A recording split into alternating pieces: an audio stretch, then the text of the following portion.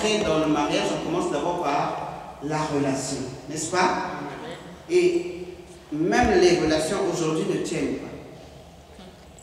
Même les relations aujourd'hui ne tiennent pas. Et quand ça ne tient pas, les gens sont brisés.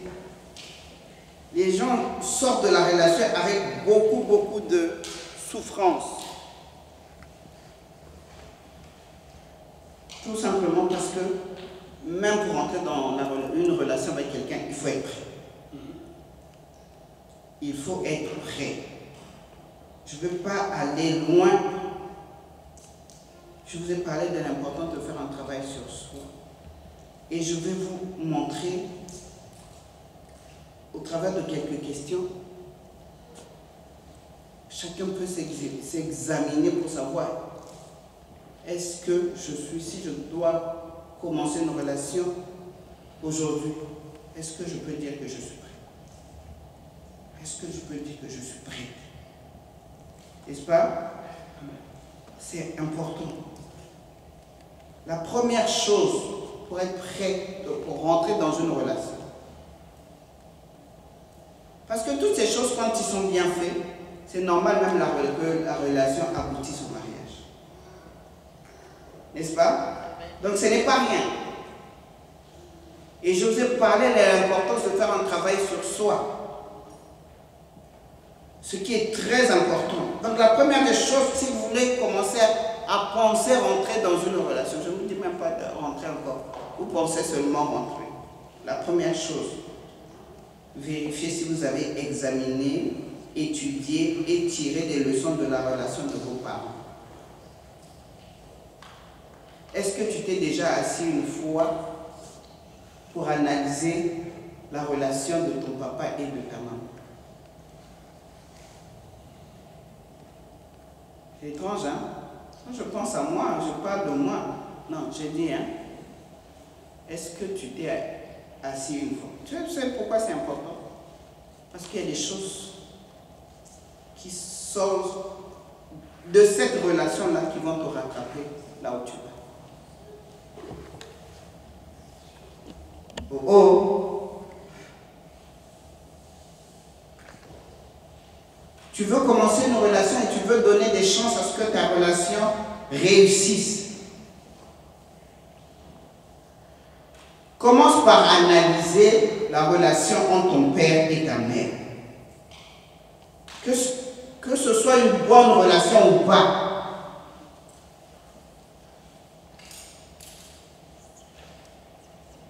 Commencez par là. Commencez par là. Pour beaucoup, ça a été de mauvaises relations. On a des parents dont les relations n'ont pas été exemplaires, pour beaucoup d'entre nous. Est-ce que vous savez pourquoi ça n'a pas marché? Est-ce que vous savez pourquoi ce n'était pas bon?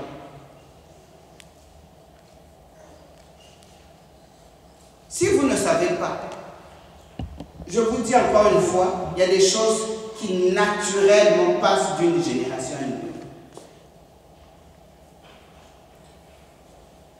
Questionnez vos parents, si ils sont encore là. Un père qui a été alcoolique, par exemple, et qui battait sa femme. Il y en a qui sont, il y a des femmes qui sont parties, il y a des femmes qui sont restées, mais intérieurement, elles étaient mortes. Parce que la relation a été souffrance sur souffrance.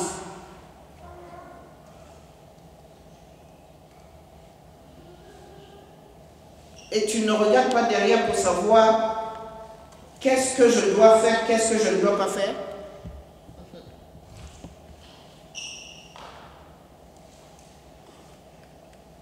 Tu es un homme, tu te dis, ben, de toute façon, moi je ne bois pas. Mon père était alcoolique, mais moi je ne bois pas. Ok, mais prie. Ne dis pas seulement parce que là je ne bois pas. Vous savez, le diable est malin. Tu ne bois pas jusqu'au jour où il y a une crise.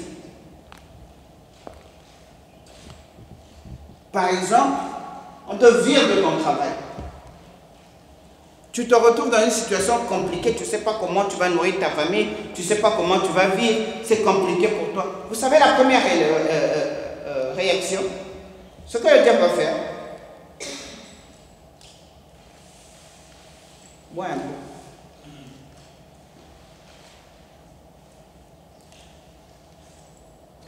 Tu n'avais pas à cœur de boire, tu n'as peut-être jamais pensé à boire, mais face à un choc, ça y est, tu commences.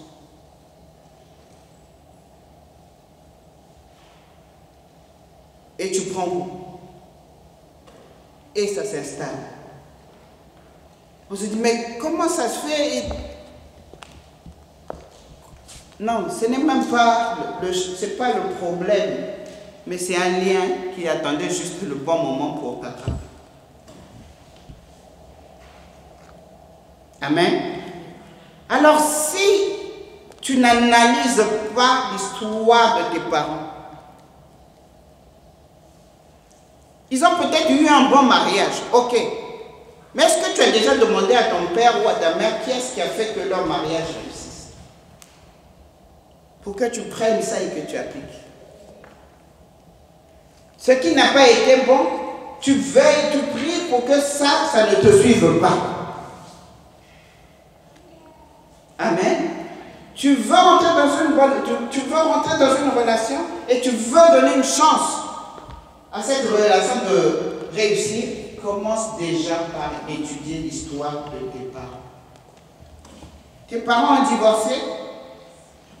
Commence à prier pour que le divorce ne rentre pas dans ta vie.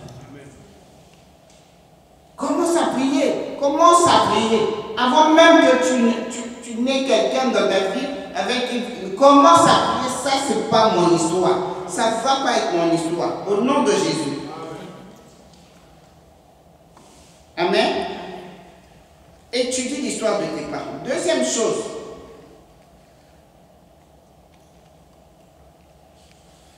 Qu'il faut voir. Et surtout, ne me dites pas que j'ai rien hérité de mon père, hein, ni de ma mère. Déjà le sang. Beaucoup de tares passent par le sang. Tu ne peux pas avoir vécu jusqu'à 20 ans avec tes parents et tu n'as rien pris de, ce n'est pas possible.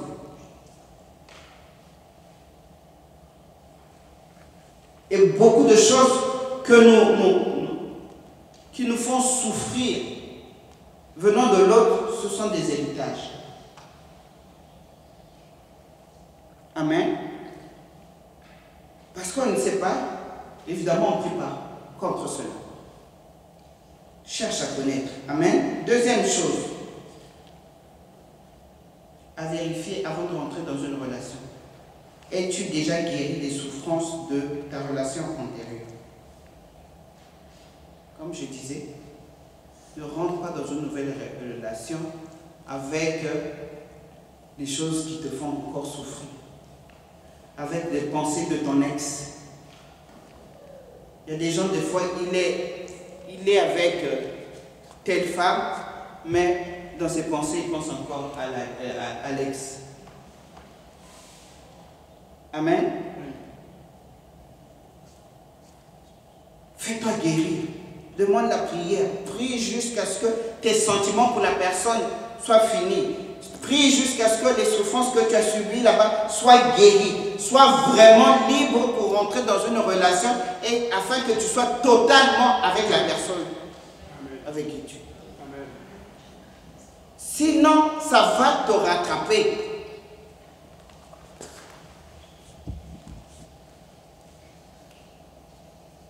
Vous voulez vous engager dans une nouvelle relation et vous voulez que cela marche, mettez-y votre cœur. Mettez-y tout votre cœur. Amen.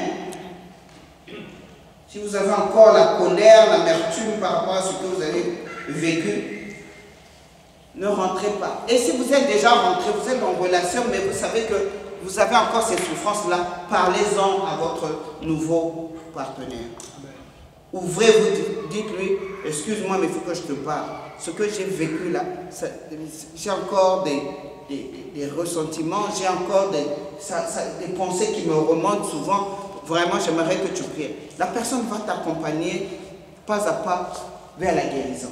Amen. Au moins tu auras été honnête. Mais si tu caches cela et que tu vis ça intérieurement, mais ça va affecter votre relation sans que tu le saches. Et ce sera un échec de plus. Amen. Est-ce que ça a un sens ce que je vous dis? Amen. Tu veux rentrer dans une relation, la relation de tes parents. Analyse-la. Rejette ce que... Quand je dis analyse-la, si tu peux poser des questions, pose des questions. Rejette ce qui ne te convient pas, ce que tu ne veux pas que ça te poursuive, là où tu vas. Deuxième chose, règle avec ton ex, ton histoire avec ton ex doit être réglée. Troisième chose,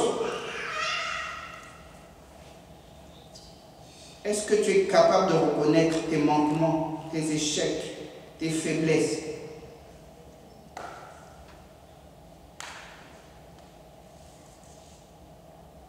Avant de rentrer, est-ce que tu reconnais que je suis quelqu'un qui parle beaucoup, qui insulte facilement?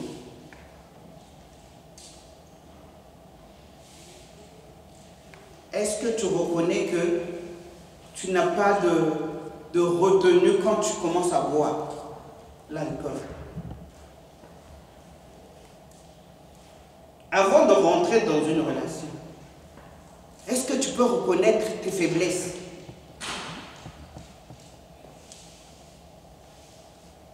Je vous ai parlé de travail, d'affaires sur soi. C'est ça. Est-ce que tu reconnais les faiblesses qui sont en toi qui peuvent compliquer la relation avec l'autre?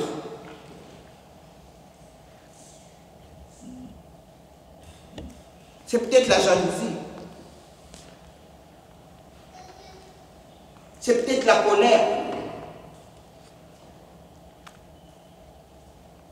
Si tu reconnais ces choses avant, tu peux prier et demander au Seigneur de t'aider avant de rentrer en relation, parce que ça va empoisonner ta relation.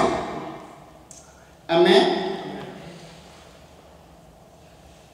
Et je dis encore, si tu es déjà dans une relation, il faut être honnête.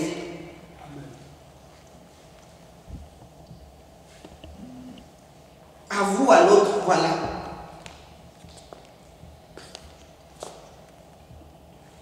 J'ai tendance à faire ceci.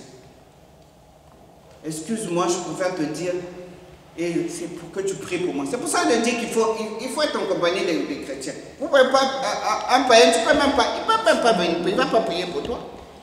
Tu vas dire quoi? Tu es colérique. Si c'est comme ça. Hein.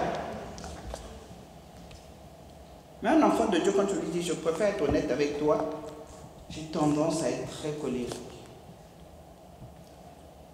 Pour l'instant, ça va, mais j'aimerais vraiment, maintenant qu'on est ensemble, que tu pries avec moi pour ça. Amen. Je n'aimerais pas que demain, que ça gâche notre relation. Parce que tu as reconnu tes manquements. Tu as reconnu tes faiblesses. Et chacun de nous en a. Amen. Amen. Mais sache que vaut mieux les régler avant de rentrer dans le mariage ou dans la relation avec quelqu'un, ou bien vaut mieux honnêtement t'ouvrir à l'autre pour lui dire j'ai besoin d'aide. Amen. Parce qu'il y a des gens, des couples, ils prient, les gens ne prient même pas ensemble. Pourquoi ils pensent qu'il n'y a pas de sujet de prier? Mais si on ouvre l'armoire de nos vies, il y a beaucoup de sujets. Prenez le soin de prier pour ces choses essentielles. Sinon, c'est des choses qui vont exposer votre couple demain. Retenez ceci. Les mauvais ingrédients ne peuvent pas faire un bon gâteau. Nous sommes en train de parler de ce que nous devons avoir, être des bons ingrédients. Pour pouvoir donner de meilleures chances à nos relations, de meilleures chances à nos mariages de réussir. Chacun doit veiller à ce que le travail soit fait au-dedans de lui, par rapport à son histoire, par rapport à ses relations passées. Ton ex, est-ce qu'il est encore ou elle est encore dans tes pensées? Ce que tu as souffert, est-ce que tu traînes ça encore? Ce que tu as souffert, même dans le cadre de ta relation avec tes parents, est-ce que tu traînes ça encore? Parle-en à la personne avec qui tu vis. Amen. On va s'arrêter là. Je vais m'arrêter là parce que je crois qu'il est midi. Je vais continuer. Je peux continuer? Ok. Je peux continuer. Ah, encore 2. Parce que j'en ai 10. Des choses à examiner avant de rentrer dans le mariage. Amen.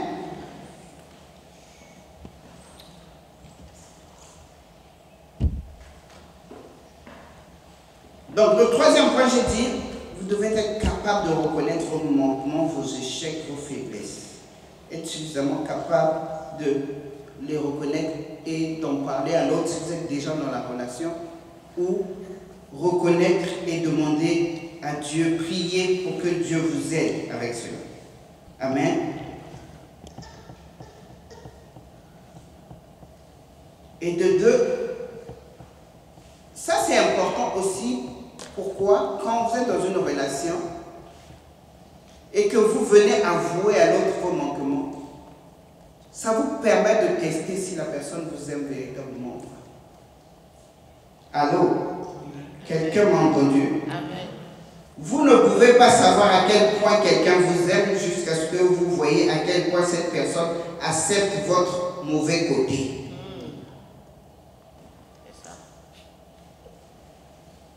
Mon frère, si tu as une femme qui t'accepte avec ton mauvais cœur, avec tout ton mauvais côté, là, ton mauvais caractère, sache qu'elle t'aime. Parce qu'il y en a d'autres qui ne supporteront pas. Amen. Et toi, femme, si tu as un mari qui t'accepte compliqué comme tu es martyr, c'est qu'il t'aime. Amen. Et vous savez, c'est ce qu'on se dit. Hein? Mon mari et moi, on se dit, ah, toi, tu es pas facile, hein? Je dis, mais moi, mais toi, non, tu es comme. J'ai dit, mais tu as vu, je me suis adossé, me dire, ah, vraiment, le Seigneur a fait un travail. Amen. Donc, je ne suis pas en train de vous parler des choses dans lesquelles je ne me retrouve pas. Dieu a fait un travail dans ma vie. Parce que mes vies affectives me donnaient un fort et sale caractère. Quand je dis sale caractère, dans la mesure où c'est carré, comme dit papa Christian. Avec moi, c'est carré. Moi aussi, c'était trop carré. Demande-leur. Mes enfants d'évidence, c'est hey, maman a changé. Trop. Mes propres enfants, quand tu me vois avec Josh, ils disent, hey, Josh a la chance. Amen. Mais sincèrement, mais j'étais très dure. Intolérante. Je suis allée dans une église une fois. On arrive, le pasteur m'accueille, il me dit, toi tu es une servante de Dieu, toi, prophétise sur moi. C'était l'église de mon mari. On venait de se marier, donc j'ai quitté mon église pour aller. Et tout de suite, on veut me donner des responsabilités. Oh, les jeunes. J'ai dit, yeah. Donnez-moi les jeunes. Réunion des jeunes. Je leur passe un savon. Les gens sont partis pleurer. Le pasteur me dit, non. La femme d'Élie, là, elle est trop sainte. Elle est trop sainte. La manière dont on nous parle là, on se sent trop souillé. Le pasteur me dit, ah Martine, tu es trop gentille. Je sais que tu aimes trop le Seigneur, mais il faut aller avec les autres doucement, doucement. Amen. C'est important. Vous ne pouvez pas savoir que quelqu'un vous aime si la personne n'a pas vu votre mauvais côté et vous acceptez de vous supporter avec votre mauvais côté. C'est ça l'amour. Si la personne voit que le bon côté, le jour où la personne voit que ah, tu as eu tel problème, tu lui dis que j'ai eu tel problème, la personne dit ah, si tu as eu tel problème, je peux. Laisse la personne partir. Oh, laisse la personne partir. Parce qu'elle ne comprendra pas que quand tu n'es pas bien, c'est parce que tu as subi quelque chose. Elle n'est pas capable de t'aider à guérir. Ok? Donc, vaut mieux laisser la personne partir que d'avoir quelqu'un. Elle-même, elle va partir. Parce que si elle ne supporte pas ce que tu as subi, ce que tu souffres, c'est qu'elle n'est pas la bonne personne pour toi. C'est bon? C'est qu'elle n'est pas la bonne personne pour toi. Une personne qui t'aime va te supporter, va supporter ton bon côté et ton mauvais côté. C'est pour ça qu'il faut être franche. C'est pour ça qu'il faut être franc. Il faut dire à la personne, voilà ce que j'ai subi. Voilà ce qui me... C'est mon histoire, ça fait partie de mon histoire, mais je préfère parce que ça peut laisser des séquelles dans mes comportements, dans mes attitudes. Peut-être que quand tu me vois énervé là, en fait c'est dû à ça, vraiment on va prier. Amen. C'est très important. C'est très important de reconnaître ses manquements et de les partager à l'autre. Et de les partager à l'autre. J'en fais encore un. J'aimerais aller jusqu'à 5 au moins. Il restera les 5 autres. Je consulte toujours le code avec mon téléphone. Très souvent, les gens préfèrent cacher leur passé alors qu'ils sont en relation avec une personne.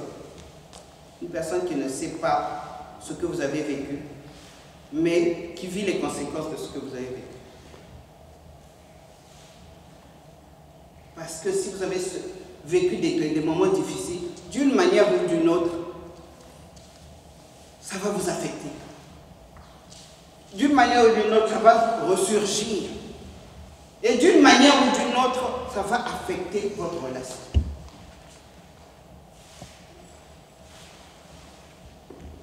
Alors quelqu'un se pose la question, est-ce que je suis obligé de dire à l'autre? Oui, il faut dire. Il vaut mieux dire de façon à ce que, comme je disais, si la personne t'accepte avec, c'est que la personne t'aime. Amen. Si la personne t'accepte avec, c'est que la personne t'aime. Si elle ne t'accepte pas parce que maintenant, le fait que tu lui aies dit, voilà ce qui s'est passé, voilà ce que j'ai vécu, etc. Et la personne dit, mais ah si c'est comme ça, laisse la personne partir. La personne qui va t'aimer t'acceptera avec ton passé comme il est. Et s'il y a des choses à régler, à t'aider à guérir, elle va s'engager avec toi à guérir de cela. C'est ce qui s'est passé dans ma vie. Amen. Maintenant, mon mari, c'est mon père. Le père qui m'a manqué, maintenant, il s'est positionné, il a pu se positionner comme père pour moi parce qu'il a compris mon histoire. Amen. Parce qu'il a compris mon histoire. Il a pu se positionner comme père pour moi. Je vous ai dit, si vous remarquez, moindre chose, quand on parle, je ne sais pas combien de fois par jour mon mari me met mon téléphone, ne t'inquiète pas. Il est toujours en train de me rassurer. Toujours en train de me rassurer. Une fois ça a commencé à m'énerver, j'ai crié, mais pourquoi tu me dis toujours ça? C'est comme si je ne t'ai pas dit que j'avais peur. Il me dit, mais c'est mon rôle de te rassurer. Amen. Parce qu'il sait que le plus grand manquement que j'ai, c'est celui d'un père. Et un père rassure toujours ses enfants. Amen. Et c'est ce que un mari devient à un moment donné un père, le père de sa femme. À un moment, j'ai compris cela. Souvent on parle de la femme c'est une mère. Mais vous ne savez pas, je parle au monsieur, vous ne savez pas que nous aussi les femmes, on veut retrouver en vous un père. Je croyais que les femmes allaient dire amen. Amen. En tout cas, pour moi, c'est vrai. Aujourd'hui, mon vide affectif paternel, J'ai vraiment quelqu'un qui le comble trop bien. Amen. Alors, veillez à vous raconter vos histoires, vos passés.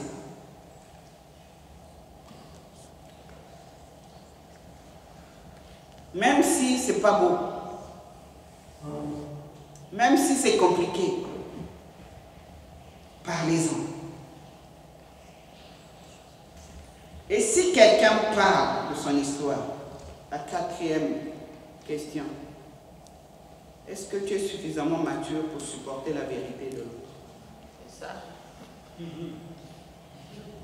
C'est la question, la raison pour laquelle beaucoup de gens n'aiment pas parler de leur histoire. Si je te dis ce que j'ai vécu, si je te dis pourquoi est-ce que je suis aussi nerveuse, pourquoi est-ce que je ne supporte pas quand tu me parles comme ça, pourquoi est-ce que si je te dis ce qui m'est arrivé, est-ce que tu es capable de le supporter?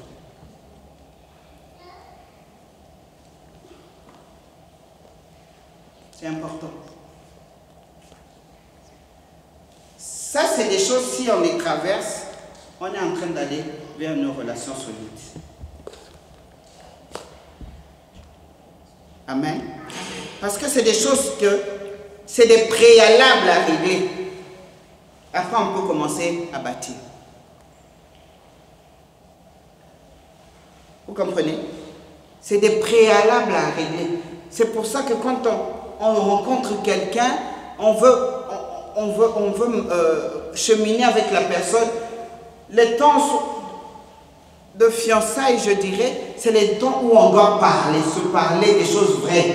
Pas de petites choses, on va au cinéma, on fait ceci, non. Parler des choses fondamentales, des choses sur lesquelles vous pourrez maintenant élever des murs et bâtir l'édifice de votre relation, de votre mariage.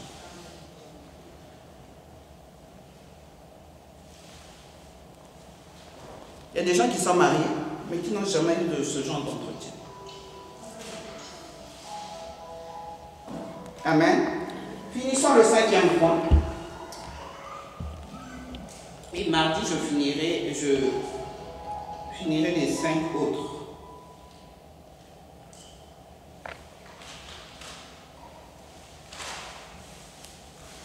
J'ai un exemple ici. L'exemple, c'est d'un homme qui rencontre une femme qui l'intéresse. La relation commence à prendre forme. Et l'homme commence à penser épouser la femme. Ok? Mais vous savez, un homme, quand il commence à penser à t'épouser, très souvent les hommes posent toujours la question, avec combien d'hommes tu es seul?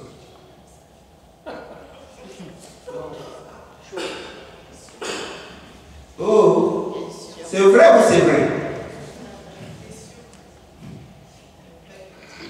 C'est vrai ou c'est vrai? C'est vrai. Quand l'homme commence à penser à t'épouser, c'est une question qui revient toujours.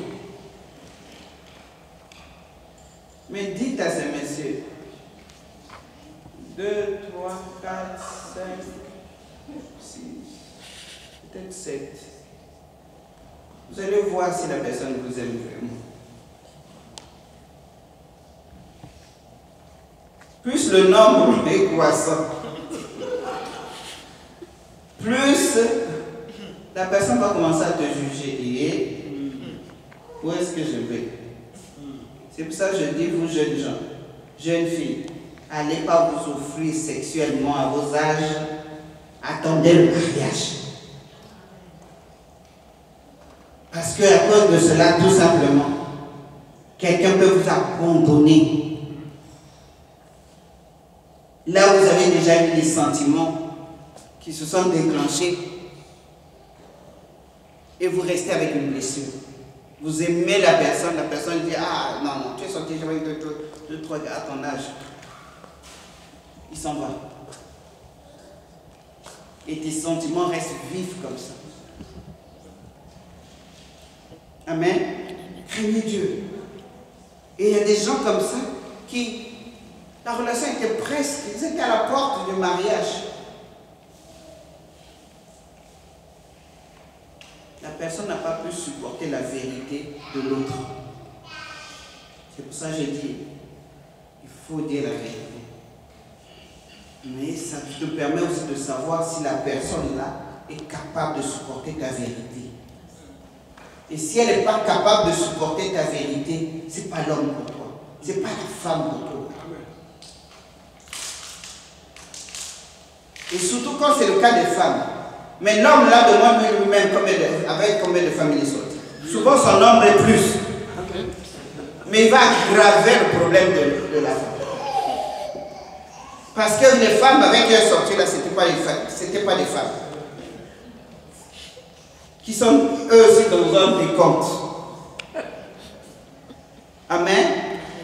Ah, c'est la vérité. Amen. Donc faisons attention.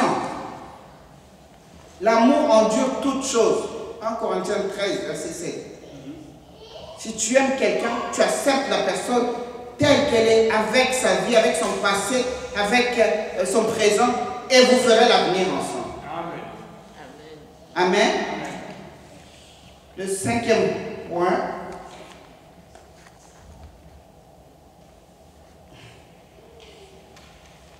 Est-ce que vous êtes suffisamment établi dans ce que vous êtes?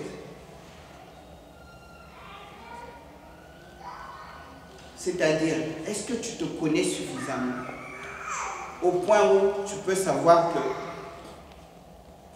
tel homme, ce n'est pas le genre d'homme qu'il me faut? Ça, je reviens, je vais commencer par ça. Quand tu te connais, il y a des gens, même tu sais que ça, ce n'est pas ton genre. Là où tu veux aller, tu ne peux pas t'accompagner d'une telle personne.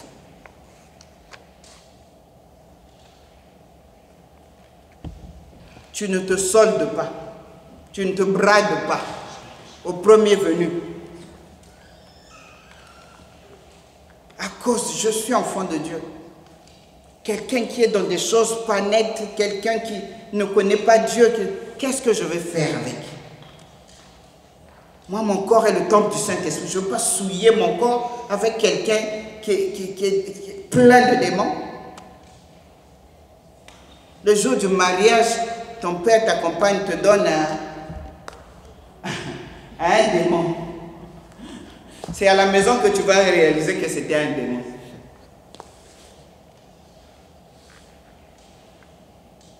Est-ce que tu es vraiment établi dans ton identité d'enfant de Dieu? Propriété de Dieu.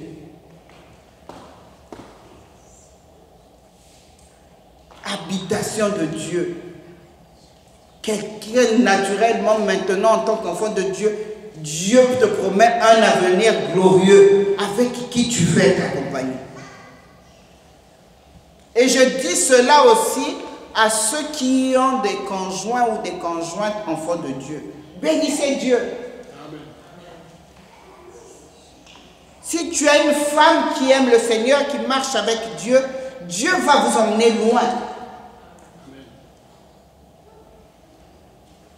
Amen. Dieu a un bon plan pour